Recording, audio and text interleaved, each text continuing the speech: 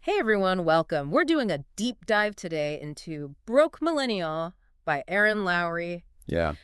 Personal finance can feel kind of overwhelming, right? Right. Especially for our generation. Yeah. But Lowry's book, it's like approachable. It is. It's relatable. It is. It feels, yeah. She's not judging. There's no shame here. We're diving into debt, credit, and just feeling good about your money, even if you're starting totally from scratch. And that's a really important point you bring up, that feeling good, that confidence, because that's really what Lowry emphasizes, even before she gets into the practicalities of budgeting. Okay, so let's start there. What does she mean by that money mindset thing? It's really about understanding your own, personal history with money. Think back to when you were a kid. Okay. What were you taught about money? Yeah. Was it like a secret? Right. Or something that caused stress or arguments? Or was it all about working hard to earn it? Oh, yeah. All those early experiences, Lowry argues, they really shape our financial habits without us even realizing it. It's like we have these invisible scripts playing in our heads, right? Exactly. About money that we don't even realize are there. So how do we even become aware of what our money mindset is? Well, Lowry, she asks this really powerful question. What emotions do I associate with money? Ooh, okay. Do you get anxious when you check your bank balance? Maybe. Or the opposite, do you get excited when you see a sale, even if you don't need anything? Ooh, guilty. Those gut reactions, Yeah. they actually reveal a lot about your underlying money mindset. So it's like once you identify that feeling, then you can kind of dig deeper, Yeah. right? And figure out where it's coming from. Exactly. So how do you go from there? Does Lowry offer any practical frameworks Oh, yeah? to actually get a grip on your finances? Yeah, she does. Budgeting is Yeah. a huge focus for her. Right. But she gets that, people hear that word budget, and they kind of freeze up. Yeah. The point she makes that's really important is that budgeting shouldn't feel like you're trapped. It's about finding a system that actually works for you in your life. Totally. So she talks about the 50-30-20 rule, Oh, yeah. where 50% of your income goes to needs, 30% to wants, and then 20% to savings. Right. I like that one. It's easy to remember. It is. But, I could also see how it could feel a little rigid, I guess. That's true. For some people. And Lowry acknowledges that flexibility is key. If that 50-30-20 thing doesn't quite work for you, experiment. Try different budgeting methods. The important thing is to actually track your spending, see where your money's going for a month, and then you can tailor the system to what really matters most to you. Yeah. It's about taking control, not feeling control. Yeah, Right. exactly. Okay, so speaking of taking control, let's talk about a big one for a lot of millennials, student loans. Lowry spends a good amount of time on this in the book, right? He does. And it's such a huge deal. Huge. Lowry, she really dives into all the different ways you can pay those loans back, Yeah. going beyond just the standard plans to look at the income-driven options, which can be a lifesaver, honestly, for some people. Huh? And she even goes into those loan forgiveness programs, which can feel really complicated. Oh, yeah, those are confusing. They are. Didn't she also talk about refinancing Yeah. as a way to maybe save money on those loans? Yeah, that's a great point. She does. She says if interest rates have dropped, since you first took out your loans, refinancing could lower your monthly payments, and then you pay off the debt faster, too. That makes sense. She gives an example. Say someone took out a loan at 6% interest. If rates drop to 4%, that could save thousands of dollars over the life of the loan just from refinancing. Wow. Yeah, okay. That adds up. So refinancing is one strategy, but that's not all she recommends, right? No, not at all. She's also a big fan of making extra payments, if you can, even if it's just a little bit each month, toward the principal of the loan. Because that really adds up over time and helps you get out of debt faster. It's like every little bit helps, right? Exactly. Okay, so we've talked about the emotional side with money mindset. Right. We've covered the practical stuff with budgeting. Right. Looked at some strategies for tackling debt. What's next on Lowry's list to financial freedom? Okay, so next, it's time to face a topic that I think feels almost as scary as student loans for a lot of people, and that's credit scores. Oh, yeah. It can feel really mysterious and intimidating. Yeah, for sure. But, like she points out, a good credit score can have a big impact on your life. True. It's not just about buying a house, it's renting an apartment, getting a credit card. Yeah, car insurance even, right? It's true. It affects so many things. It does, but the system itself feels kind of like a black box, to be honest. It does. It really does. And that's why I like how Lowry breaks it down in a way that's actually understandable. Okay, good. So Like, she explains how credit scores are calculated, Okay. what factors are used, and she emphasizes the credit utilization ratio, which sounds really complicated. It does. But it's basically how much of your available credit you're actually using at any given time. Got it. Got it. So the lower you keep that ratio, the better. Exactly.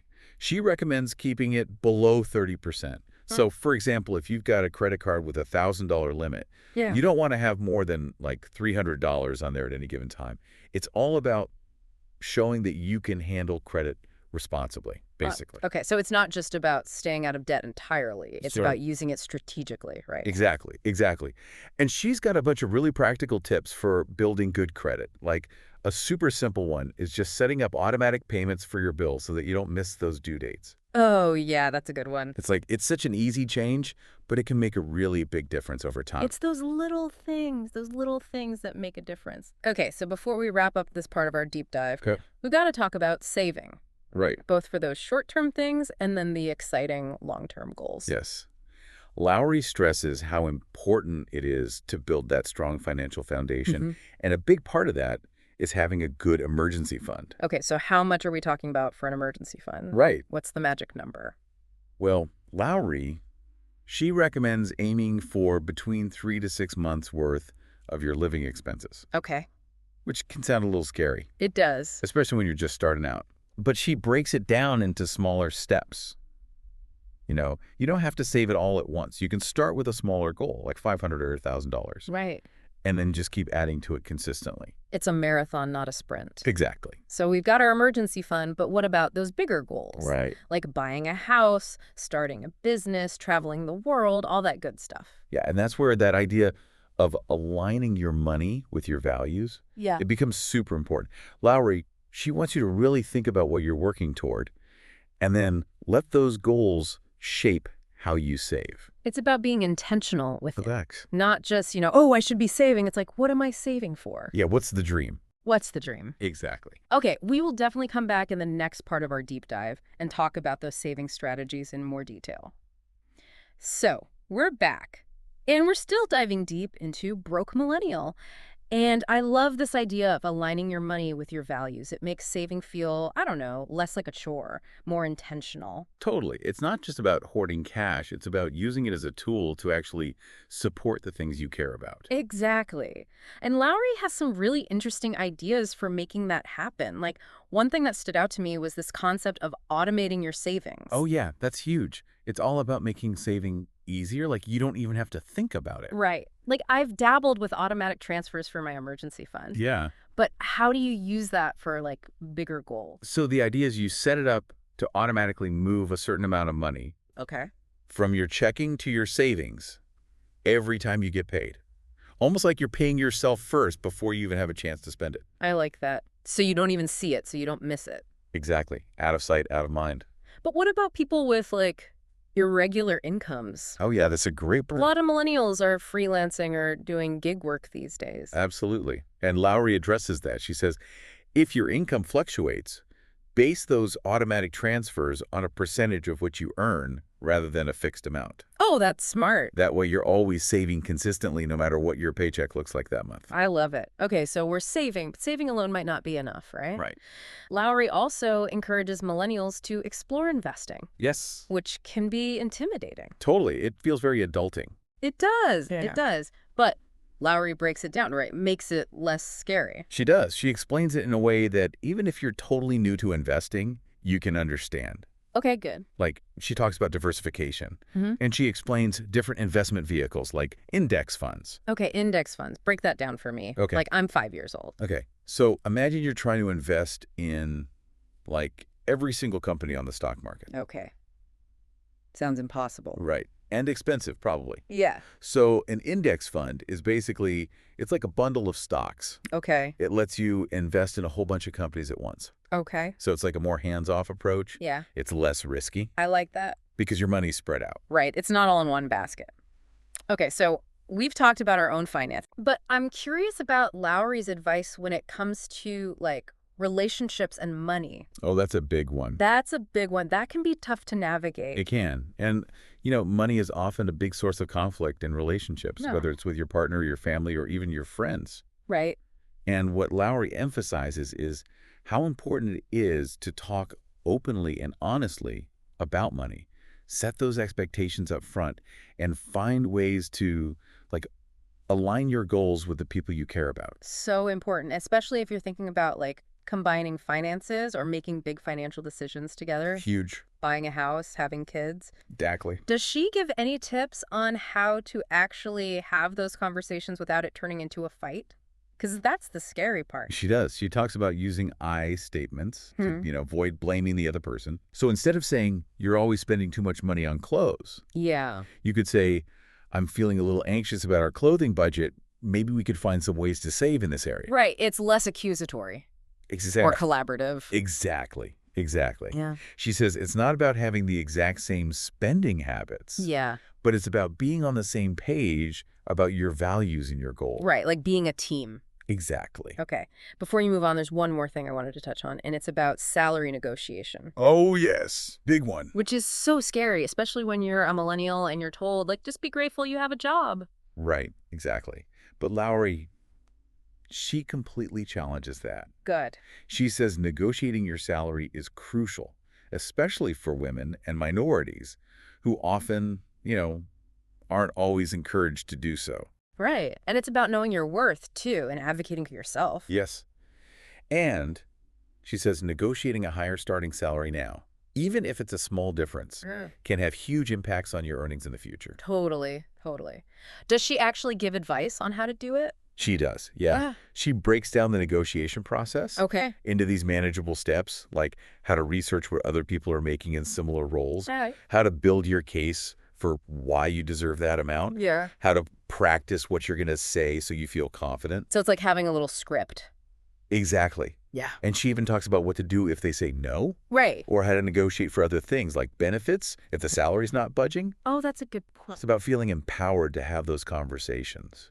I like that. Okay, so we've covered so much in this deep dive. Like, we've talked about money mindset, budgeting, investing, relationships, salary negotiation. It's a lot. It's a lot.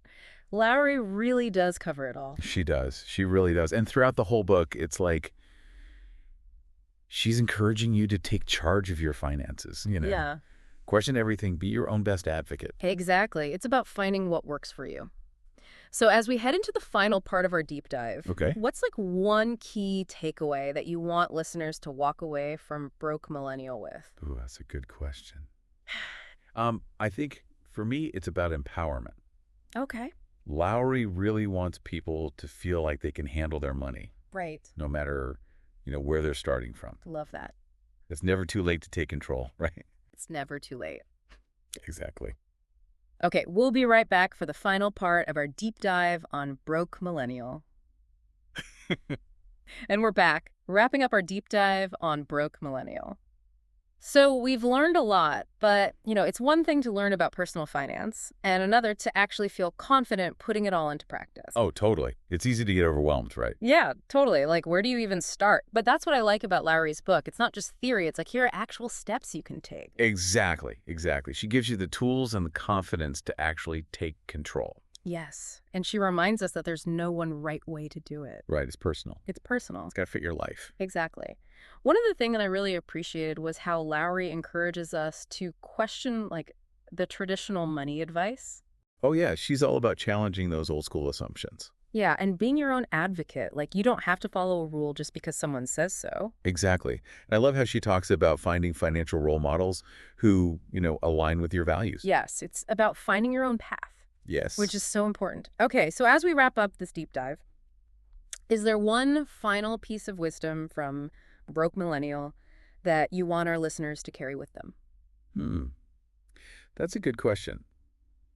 I think for me, it comes back to that idea of money and happiness not always being the same thing, Right. Like financial well-being, it's about more than just how much money you have. Totally. It's about using your money in a way that feels good and aligns with your values. Yes, it's about making choices that support the life you want to live, Ex- not just chasing some arbitrary number in your bank account. Exactly. And, it's a journey. It is. It's not about being perfect. It's about making progress and learning and, giving yourself some grace along the way. So well said. So Broke Millennial reminds us Personal finance. It doesn't have to be scary. It doesn't have to be restrictive. It can actually be a tool for creating the life you want. Exactly. On that note, we'll wrap up our deep dive into Broke Millennial. Remember, every step you take toward greater financial literacy, that's a win. You've got this.